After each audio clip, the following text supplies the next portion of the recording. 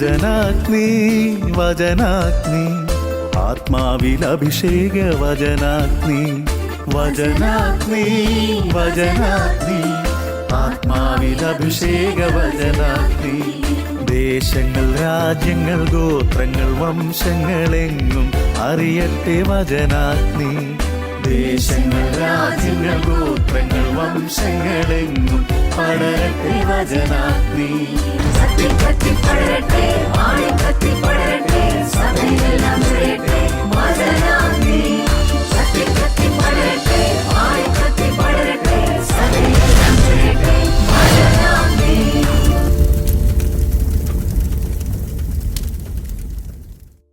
യേശുവിൽ ഏറെ സ്നേഹിക്കപ്പെടുന്ന എൻ്റെ പ്രിയപ്പെട്ട സഹോദരി സഹോദരന്മാരെ, നിങ്ങളേവരെയും ഏറെ സന്തോഷത്തോടെ ഈ വചന ശുശ്രൂഷയിലേക്ക് സ്വാഗതം ചെയ്യുന്നു.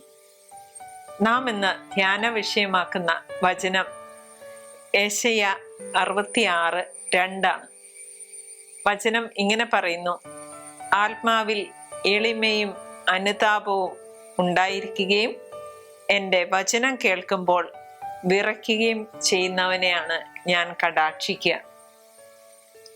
എളിമ എന്ന പുണ്യം നമുക്കുണ്ടാകേണ്ടതിൻ്റെ ആവശ്യകതയാണ് ഈ വചനം പറയുന്നത്. എൻ്റെ ഒരു അനുഭവത്തിലേക്ക് കടക്കുകയാണ്.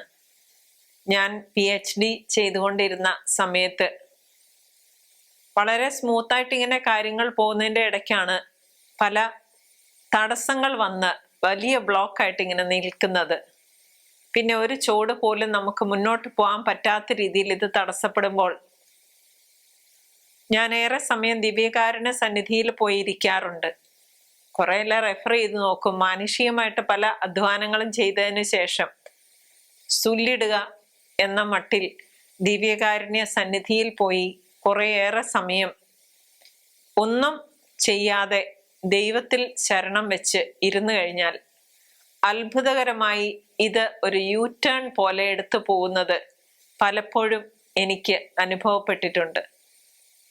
3 വർഷങ്ങൾക്ക് മുമ്പ് PhD ചെയ്തുകൊണ്ടിരുന്ന വളരെ മിടുക്കിയായ ഒരു പെൺകുട്ടി, എനിക്കേറെ അറിയാവുന്ന ഒരു പെൺകുട്ടിയാണ്.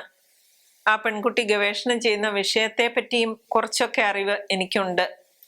അങ്ങനെ മുന്നോട്ട് പോയിക്കൊണ്ടിരുന്നതിൻ്റെ ഇടയിൽ ഈ പെൺകുട്ടി വളരെ വ്യസനത്തോടെ എന്നെ വിളിച്ചിട്ട് പറഞ്ഞു, മാഡം, ഞാൻ ഈ ഗവേഷണം ഉപേക്ഷിക്കാൻ പോവുകയാണ്. എന്താണ് കാരണം എന്ന് ചോദിച്ചപ്പോൾ ഈ കുട്ടി പറയുകയാണ്, ഗവേഷണ അധ്യാപകൻ ഞാൻ ചെയ്തു വയ്ക്കുന്നതൊന്നും അംഗീകരിക്കുന്നില്ല. ഇനി എനിക്ക് ഇതെങ്ങനെ മുന്നോട്ട് കൊണ്ടുപോകണമെന്ന് യാതൊരു അറിവുമില്ല. എൻ്റെ കഴിവിൻ്റെ പരമാവധി ഞാൻ ശ്രമിച്ചെങ്കിലും ഇത് പൂർണ്ണമായിട്ടും ഇനി എങ്ങനെ മുന്നോട്ട് കൊണ്ടുപോകണമെന്ന് പോലും എനിക്കറിയാൻ പറ്റാത്ത അവസ്ഥയിലാണ്. അതുകൊണ്ട് ഞാൻ ഇത് ഉപേക്ഷിക്കുകയാണ്.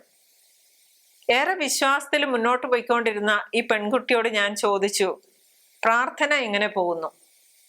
പെൺകുട്ടി പറഞ്ഞു, പ്രാർത്ഥനയുടെ സമയവും ദൈർഘ്യവും ഒക്കെ കുറഞ്ഞു വരികയാണ് മാഡം. അവസാന ഭാഗത്ത് ഗവേഷണത്തിൻ്റെ എത്തി നിൽക്കുകയല്ലേ. ഏറെ സമയം ഇത് റെഫറൻസ് ഒക്കെ ചെയ്യുന്നതിനും വളരെയേറെ കാര്യങ്ങൾക്ക് കോൺസെൻട്രേഷനോടെ ഇരിക്കേണ്ടി വരുന്നതിനാൽ പ്രാർത്ഥനകളൊന്നും മുമ്പത്തെ പോലെ മുന്നോട്ട് പോകാൻ സാധിക്കുന്നില്ല. പ്രിയപ്പെട്ടവരെ, ആ പെൺകുട്ടിയോട് പറഞ്ഞു കൊടുത്തു, ഗവേഷണം നിർത്തണ്ട, കാരണം ദൈവം ഇത്രയും കൊണ്ടുവന്നെങ്കിൽ ദൈവം തന്നെ അത് പൂർത്തിയാക്കിക്കോളും എന്ന്. അത് നമ്മളുടെ ഗവേഷണമായി നാം ഏറ്റെടുക്കുന്നോ അന്നാണ് നാം പരാജയപ്പെടാൻ തുടങ്ങിയത് എന്ന കാര്യം എൻ്റെ അനുഭവത്തിൽ നിന്ന് ഞാൻ ആ പെൺകുട്ടിക്ക് പറഞ്ഞു കൊടുത്തു. ഏറെ തടസ്സങ്ങൾ ഉണ്ടായ സമയത്ത് 2 കൈയും ഉയർത്തി, കർത്താവെ, സുല്ലിട്ടിരിക്കുന്നു, ഇനി നീ ചെയ്യാതെ ബാക്കി എനിക്കൊന്നും ചെയ്യാൻ സാധിക്കില്ല എന്ന് എപ്പോൾ ഏറ്റു പറഞ്ഞോ അന്ന് അത്ഭുതകരമായി ദൈവം ഇത് എടുത്ത് തുടർന്നുകൊണ്ട് പോയത് അനുഭവിച്ചറിഞ്ഞ വ്യക്തി എന്ന നിലയിൽ ഏറെ തടസ്സം അനുഭവപ്പെടുന്ന സാഹചര്യങ്ങളിൽ ഉപവാസവും പ്രാർത്ഥനയും ശക്തമാക്കി കർത്താവിൻ്റെ കയ്യിലോട്ട് അത് ഏൽപ്പിച്ചു കൊടുത്ത് നമ്മെ തന്നെ ഒന്ന് എളിമപ്പെടുത്തി, കർത്താവെ, ഞാനൊന്നുമല്ല, നീ ഇല്ലാതെ എനിക്കൊന്നും ചെയ്യാൻ സാധിക്കില്ല, ഇത്ര നാളും ഇതുവരെ എത്തിച്ചത് നീയാണ് എന്ന് നാം എന്ന് എളിമപ്പെട്ട് പറയുന്നോ, അന്ന് കർത്താവ് അത് ഏറ്റെടുക്കുന്നത് അറിഞ്ഞ വ്യക്തി എന്ന നിലയിൽ അതേ ഉപദേശം തന്നെ ഈ പെൺകുട്ടിക്കും വച്ചു കൊടുത്തു. ഇതുവരെ ചെയ്തതെല്ലാം താനാണ് ചെയ്തതെന്നും ചെയ്തതെല്ലാം പെർഫെക്റ്റ് ആയിട്ടാണ് ചെയ്തതെന്നും ഒക്കെ നാം എന്ന് ചിന്തിക്കുന്നോ, അന്ന് നമ്മളിൽ നിന്ന് ആ എളിമ ഒന്ന് നഷ്ടപ്പെടുമ്പോൾ നമ്മെ എളിമപ്പെടുത്താൻ വേണ്ടി പല ജീവിത അനുഭവങ്ങളിലൂടെയും കർത്താവ് കൈപിടിച്ച് നടത്തുന്നത് എനിക്ക് വ്യക്തമായി തിരിച്ചറിയാൻ പല അവസരങ്ങളിലും സാധിക്കുന്നുണ്ട്. പെൺകുട്ടി 2 ആഴ്ചയ്ക്ക് ശേഷം ഇങ്ങോട്ട് വിളിച്ചു പറഞ്ഞു, മാഡം പറഞ്ഞത് അപ്പാടെ ശരിയായി. ഞാൻ കർത്താവിൻ്റെ മുൻപിൽ പോയി 2 കൈയും ഉയർത്തി കരഞ്ഞു. കർത്താവെ, തെറ്റുപറ്റിപ്പോയി. ഇത്ര നാളും എൻ്റെ ബുദ്ധി കൊണ്ടാണ് ഇതൊക്കെ നടന്നത് എന്നും ഞാൻ വിചാരിച്ചിരുന്നു. പക്ഷെ ഇപ്പോൾ എനിക്ക് മനസ്സിലായി, നീയാണ് ഇന്ന് വരെ എന്നെ നടത്തിയതെന്നും ഇനിയും എന്നെ നടത്താൻ പോകുന്നയാൾ നീയാണെന്നും. മറ്റാരും സഹായിക്കാനില്ലാത്ത ഏകയായ എന്നെ സഹായിക്കണമേ എന്ന യൂതിത്തിന്റെ പ്രാർത്ഥന ഞാൻ പല പ്രാവശ്യം ഉരുവിട്ടു. നിസ്സാരത മനസ്സിലാക്കി എന്നെ എളിമപ്പെടുത്താനുള്ള ദൈവത്തിൻ്റെ ഒരവസരമായി ഞാൻ ഇതിനെ കാണുകയാണ്. ഇനി ഒരിക്കലും ഇതിൻ്റെ ക്രെഡിറ്റ് ഞാൻ എടുക്കില്ല, മറിച്ച് എൻ്റെ ദൈവത്തിന് ഞാൻ വിട്ടുകൊടുക്കുകയാണ്. പ്രിയപ്പെട്ടവരെ, ഏറെ ഉയർന്ന തസ്തികകളിൽ ജോലി ചെയ്യുന്നവരും ഉത്തരവാദിത്തപ്പെട്ട പൊസിഷനുകളിലൂടെ കടന്നു പോകുന്നവരുമെല്ലാം ദൈവത്തിൽ ശക്തമായിട്ട് ആശ്രയിക്കുമ്പോഴാണ് ചില സാഹചര്യങ്ങളിൽ നാം തട്ടിമുട്ടി നിൽക്കുമ്പോൾ എളിമപ്പെടാനുള്ള അവസരങ്ങളാക്കി കണക്കാക്കി അത് ദൈവത്തിന് സമർപ്പിക്കുമ്പോൾ അത്ഭുതകരമായി ദൈവം മുന്നോട്ട് നയിക്കുന്നത് നാം കാണാറില്ലേ? എളിമ, വിനയം തുടങ്ങിയവ ദൈവത്തിൽ നിന്ന് പഠിക്കാനും ഈ ലോകത്തിന്റെ എല്ലാം ഉടയവൻ കാലിത്തൊഴുത്തിൽ പിറന്നപ്പോൾ നാം നമ്മുടെ മനോഭാവം ഏത് രീതിയിൽ കൊണ്ടുപോകണമെന്ന് നമ്മെ മനസ്സിലാക്കിക്കാനുമാണ് ചില തടസ്സങ്ങള്, ചില പ്രശ്നങ്ങള്, നമ്മൾ 0 ആയിട്ട് നിൽക്കുന്ന ചില അവസ്ഥകളിൽ കൂടെയൊക്കെ നാം കടന്നു പോകേണ്ടി വരുന്നത്. ദൈവത്തെ കണ്ടുമുട്ടാനും ദൈവത്തിൽ ഏൽപ്പിച്ചു കൊടുക്കാനുമുള്ള അവസരങ്ങളാക്കി മാറ്റാനായിട്ട് നമ്മെ ഈ അനുഭവങ്ങൾ തീർച്ചയായിട്ടും സഹായിക്കും. ഇതുമായി ബന്ധപ്പെട്ട ഏതാനും വചനങ്ങളിലൂടെ നമുക്കൊന്ന് കടന്ന് ചിന്തിക്കാം. ദാനിയേലിന്റെ പുസ്തകം 10-ാം അധ്യായം 12-ാം വചനം. ദാനിയേലേ, ഭയപ്പെടേണ്ട. ശരിയായി അറിയുന്നതിന് നീ ദൈവത്തിന്റെ മുമ്പിൽ നിന്നെ തന്നെ എളിമപ്പെടുത്താൻ തുടങ്ങിയ ദിവസം അന്നു മുതൽ നിന്റെ പ്രാർത്ഥന കേൾക്കപ്പെട്ടിരിക്കുന്നു. നിന്റെ പ്രാർത്ഥന നിമിത്തമാണ് ഞാൻ ഇപ്പോൾ വന്നിരിക്കുന്നത്. ദാനിയേലിന്റെ പുസ്തകം 10-ാമത്തെ അധ്യായം വായിക്കുമ്പോൾ നമുക്ക് കാണാൻ സാധിക്കും, ദാനിയേലിനൊരു ദർശനം ഉണ്ടാവുകയാണ്. ആ ദർശനത്തിൽ ഭയന്ന ദാനിയേൽ നിലം പതിച്ചു എന്നാണ് പറയുക. അപ്പോൾ ആ വചനമാണ് നാം ഇപ്പോൾ വായിച്ചു കേട്ടത്. നീ എന്ന് നിന്നെ തന്നെ എളിമപ്പെടുത്തിയോ അന്ന് മുതൽ കർത്താവ് നിന്റെ പ്രാർത്ഥന ശ്രവിച്ചിരിക്കുന്നു. പലപ്പോഴും നാം ചിന്തിച്ചിട്ടില്ലേ, എത്ര തീക്ഷ്ണമായി പ്രാർത്ഥിച്ചിട്ടും ഈ പ്രാർത്ഥന എന്തേ ദൈവസന്നിധിയിൽ എത്താത്തത്? പൂർണ്ണമായി എളിമപ്പെടുത്താൻ നമുക്ക് നമ്മെ തന്നെ സാധിക്കുന്നുണ്ടോ? അതിനുള്ള കൃപ ദൈവത്തിൽ നിന്ന് വാങ്ങിക്കുന്നുണ്ടോ എന്ന് ഭൗതികമായിട്ടുള്ള പല ആവശ്യങ്ങളും പറയുന്നതിൻ്റെ ഇടയിൽ ഒന്ന് ചിന്തിക്കുന്നത് നന്നായിരിക്കും. യാക്കോബ് 4:6 ഇങ്ങനെ പറയുന്നു, ദൈവം കൃപാവരം ചൊരിയുന്നു, അതുകൊണ്ടാണ് ഇങ്ങനെ എഴുതിയിരിക്കുന്നത്, ദൈവം അഹങ്കാരികളെ എതിർക്കുകയും എളിമയുള്ളവർക്ക് കൃപ കൊടുക്കുകയും ചെയ്യുന്നു. മാതാവ് ഏറ്റവും എളിമ നിറഞ്ഞ വ്യക്തിയാണ്.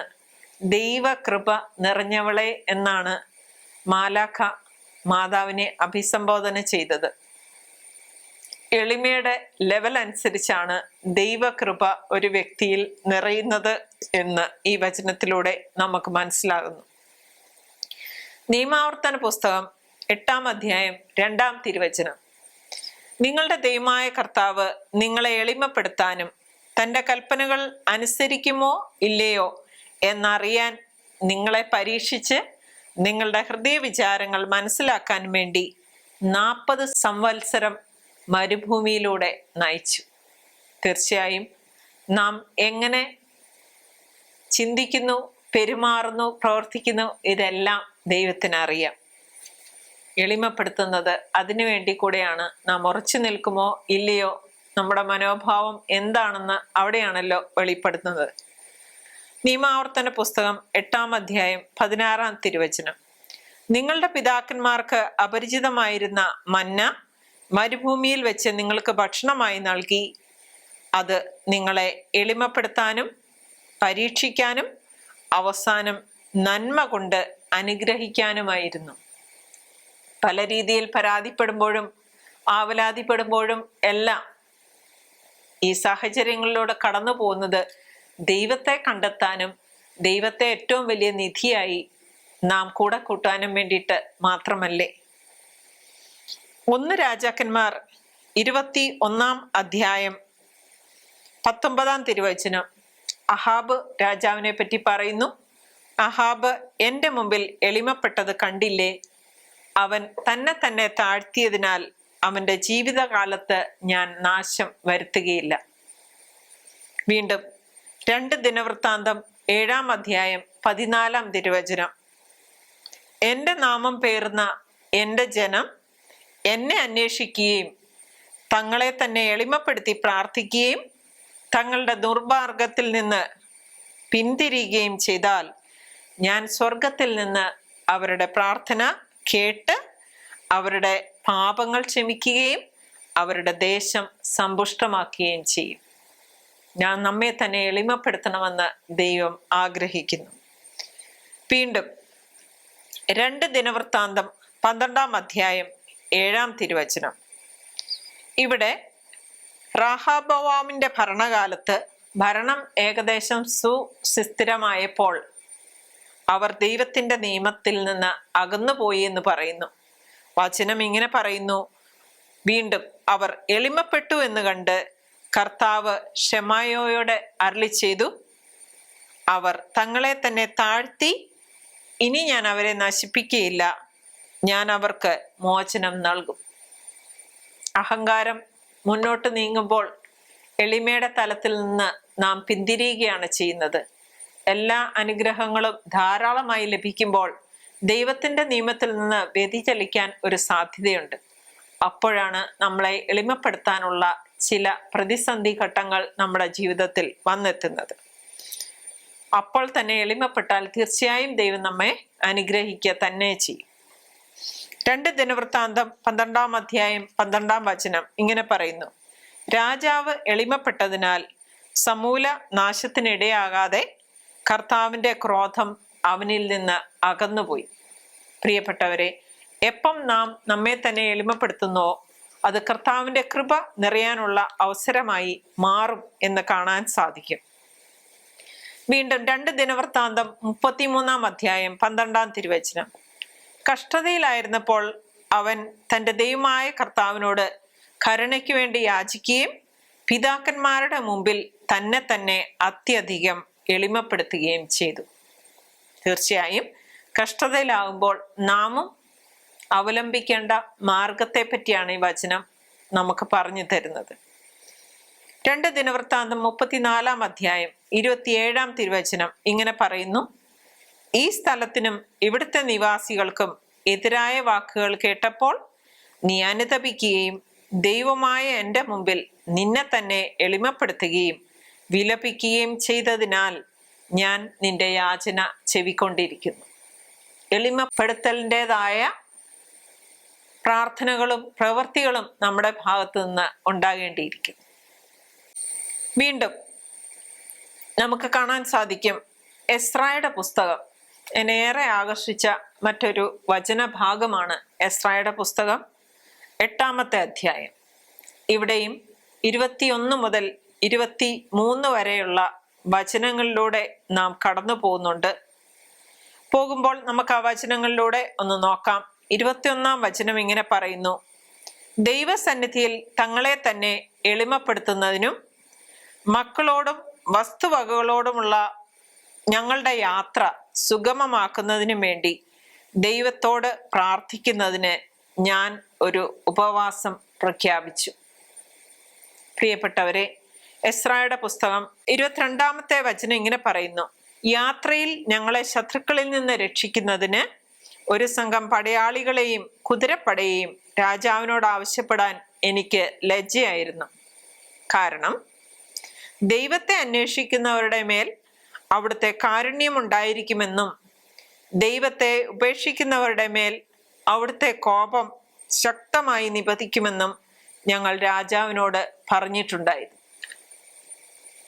വീണ്ടും 23-ാം വചനം ഇങ്ങനെ പറയുന്നു: അതിനാൽ ഞങ്ങൾ ഉപവസിച്ച് ദൈവത്തോട് യാചിക്കുകയും അവിടുന്ന് ഞങ്ങളുടെ പ്രാർത്ഥന കേൾക്കുകയും ചെയ്തു.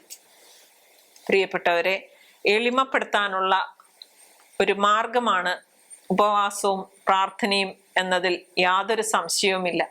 അനുഗ്രഹം താനേ വരുന്ന വഴികളാണ് അവയെല്ലാം എന്നും നമുക്കിതിൽ നിന്ന് മനസ്സിലാവും.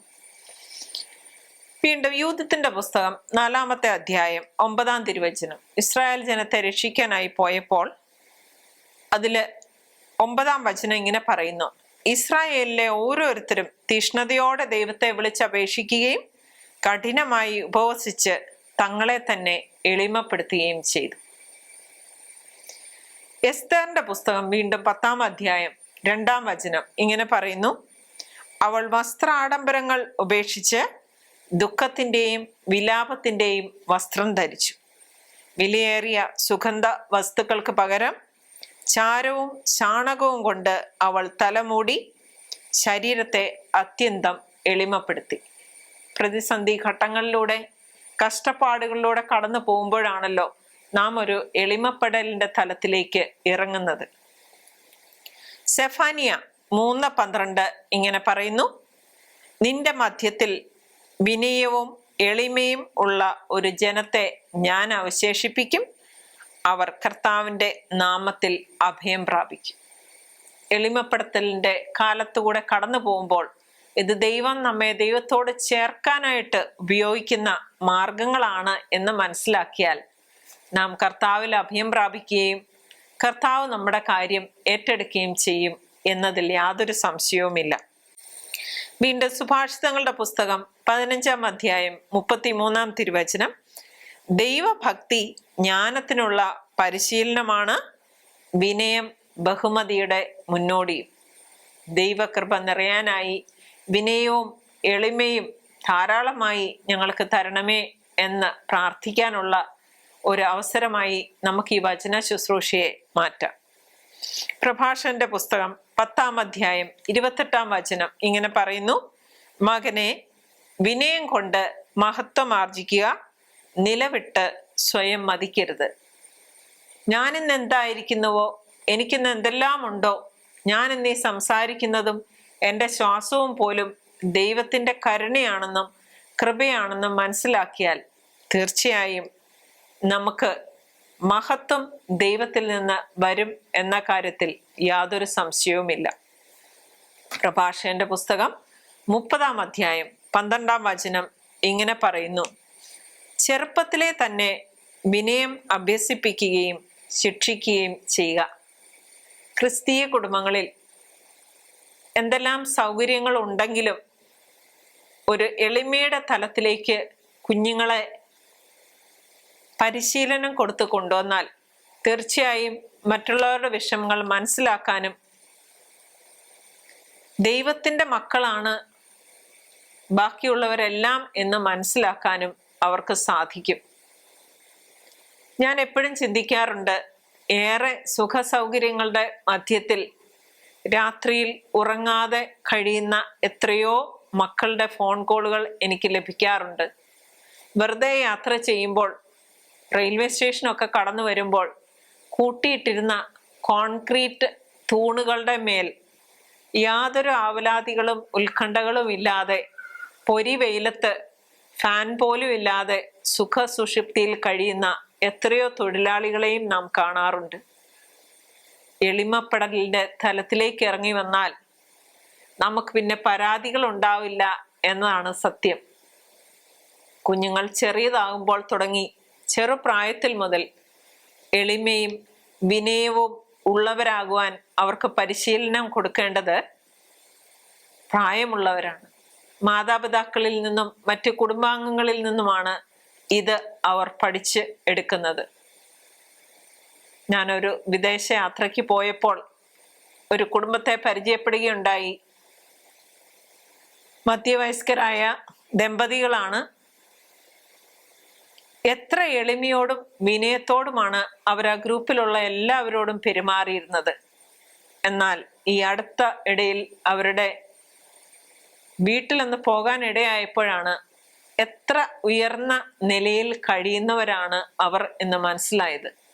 തീർച്ചയായും മറ്റുള്ളവർ വരുമ്പോൾ അവരെ സ്വീകരിക്കുന്ന ഒരു വിധവും അവരുടെ മക്കളുടെ സംസാര രീതിയും ഒക്കെ കണ്ടപ്പോൾ ഈ പരിശീലനം ചെറുപ്രായത്തിൽ നിന്ന് തുടങ്ങിയതാണെന്നും ബുദ്ധിമുട്ടുകൾ അറിഞ്ഞും മറ്റുള്ളവരുമായിട്ട് ഇടപെട്ടും മക്കളെ വളർത്തുന്ന ഒരു കുടുംബമാണെന്നും അറിയാൻ സാധിച്ചു. കൊളോസാർക്ക് എഴുതിയ ലേഖനം 3-ാം അധ്യായം 12-ാം വചനമാണ് നമുക്ക് ഇനിയുള്ള ജീവിതവും പ്രവർത്തനവും ക്രമപ്പെടുത്തുന്നതിന് നമ്മെ സഹായിക്കുന്നത്. വചനം ഇങ്ങനെ പറയുന്നു: അതിനാൽ ദൈവത്തിന്റെ തെരഞ്ഞെടുക്കപ്പെട്ടവരും വാത്സല്യഭാജനങ്ങളും പരിശുദ്ധരും എന്ന നിലയിൽ നിങ്ങൾ കാരുണ്യം, ദയ, വിനയം, സൗമ്യത, ക്ഷമ എന്നിവ ധരിക്കുവിൻ. ധരിക്കുവിൻ എന്ന് പറഞ്ഞാൽ നമുക്കറിയാം, വസ്ത്രം നാം എപ്പോഴും നമ്മുടെ ശരീരത്തിൽ ധരിക്കാറുണ്ട്. വിനയം, എളിമ, ക്ഷമ, സൗമ്യത ഇവ ധരിക്കുവിൻ എന്ന് പറഞ്ഞാൽ എപ്പോഴും നമ്മളുടെ ഉള്ളിലും നമ്മളുടെ പ്രവർത്തനങ്ങളിലും ചിന്തയിലും ഇത് ഉണ്ടാവണം. നമുക്ക് ഏറ്റുപറയാൻ സാധിക്കട്ടെ, കർത്താവിൻ്റെ മുമ്പിൽ പോയിരുന്ന് എത്ര സമയം നമുക്കിങ്ങനെ പറയാൻ സാധിക്കുന്നുവോ അത്രയും ദൈവകൃപ നമ്മിലേക്ക് നിറയുകയാണ്. ഞാൻ പ്രാർത്ഥിക്കാറുള്ള ഒരു പ്രാർത്ഥനയാണ്: ദൈവമേ, ഒരുപാട് പോരായ്മകളും ബലഹീനതകളും കുറ്റങ്ങളും ഒക്കെയുള്ള വ്യക്തിയാണ്. നിന്റെ വചനം പറയാനോ നിന്നെപ്പറ്റി സംസാരിക്കാനോ ഉള്ള യോഗ്യത എനിക്കില്ല. എൻ്റെ ബലഹീനതകൾ കണക്കിലെടുക്കാതെ എന്നെ അങ്ങയുടെ ഒരു എളിയ ഉപകരണമാക്കി മാറ്റണമേ എന്ന് പ്രാർത്ഥിക്കുമ്പോൾ എല്ലാ ബലഹീനതകളുടെ മധ്യത്തിലും ദൈവകൃപ നിറയുന്നത് ഞാൻ കാണാറുണ്ട്. ഞാൻ അഭിമുഖീകരിക്കേണ്ടി വന്നിട്ടുള്ള ചില പരീക്ഷകൾ പഠിച്ചുകൊണ്ടിരുന്ന സമയത്ത് നന്നായിട്ട് പഠിക്കുന്ന ഒരു വ്യക്തിയാണെങ്കിലും ചില സമയത്ത് ഞാൻ ഒന്നുമല്ല എന്ന നിലയിൽ എന്നെ ദൈവം കൊണ്ട് നിർത്തുന്നത് ഞാൻ തിരിച്ചറിയാറുണ്ട്.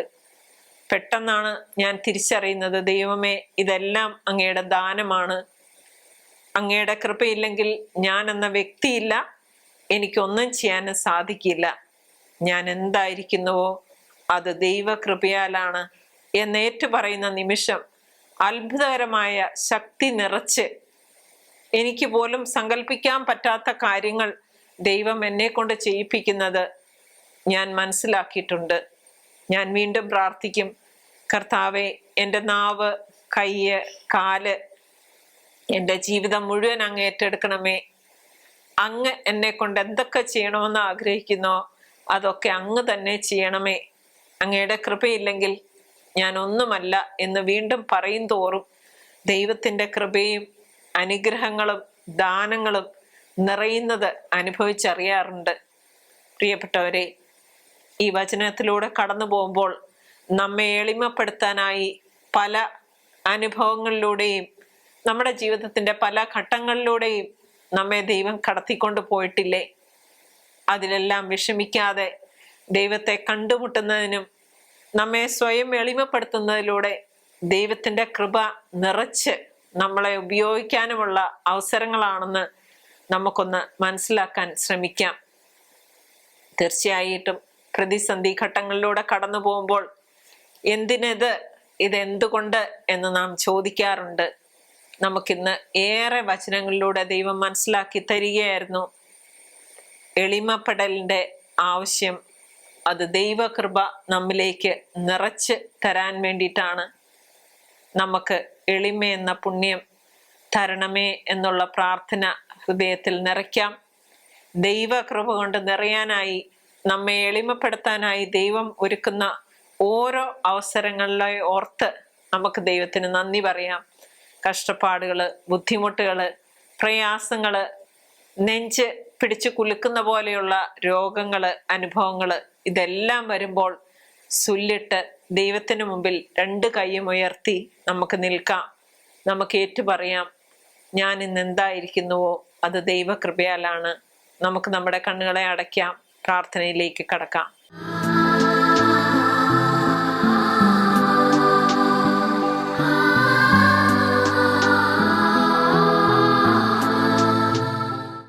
കർത്താവേ, ഞങ്ങളുടെ ശക്തനായ ദൈവമേ, സർവശക്തനായ ഞങ്ങൾ അങ്ങയെ ഞങ്ങൾ ആരാധിക്കുന്നു, സ്തുതിക്കുന്നു, പുകഴ്ത്തുന്നു, മഹത്വപ്പെടുത്തുന്നു, നന്ദി പറയുന്നു.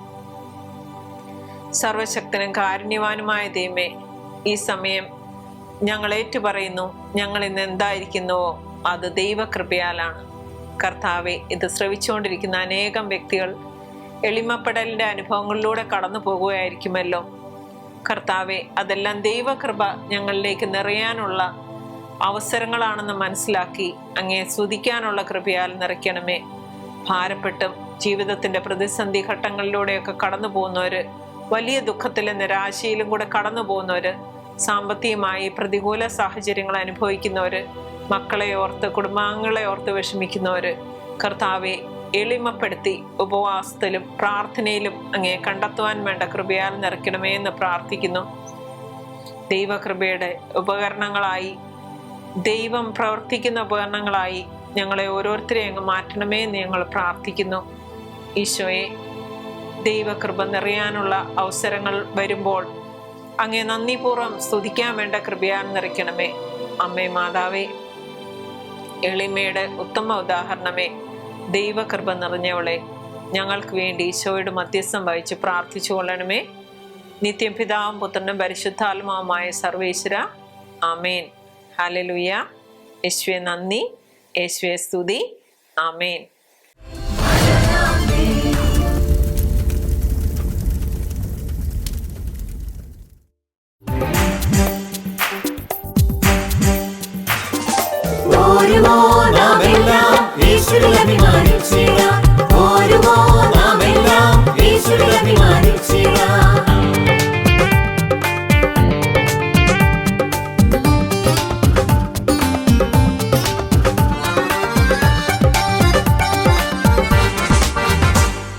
നമ്മുടെ നാഥൻ ഒലിവുമലയിൽ അന്ന് നൽകിയ മിഷൻ ദൂത് തലമുറ തലമുറ കൈമാറി കെടാതെ ഞങ്ങൾ ഘോഷിക്കും, കെടാതെ ഞങ്ങൾ ഘോഷിക്കും. നമ്മുടെ നാഥൻ ഒലിവുമലയിൽ അന്ന് നൽകിയ മിഷൻ ദൂത് തലമുറ തലമുറ കൈമാറി കെടാതെ ഞങ്ങൾ ഘോഷിക്കും, കെടാതെ ഞങ്ങൾ ഘോഷിക്കും. ഓരുമോ നാമെല്ലാം യേശുവിൽ അഭിമാനിച്ചിടാം.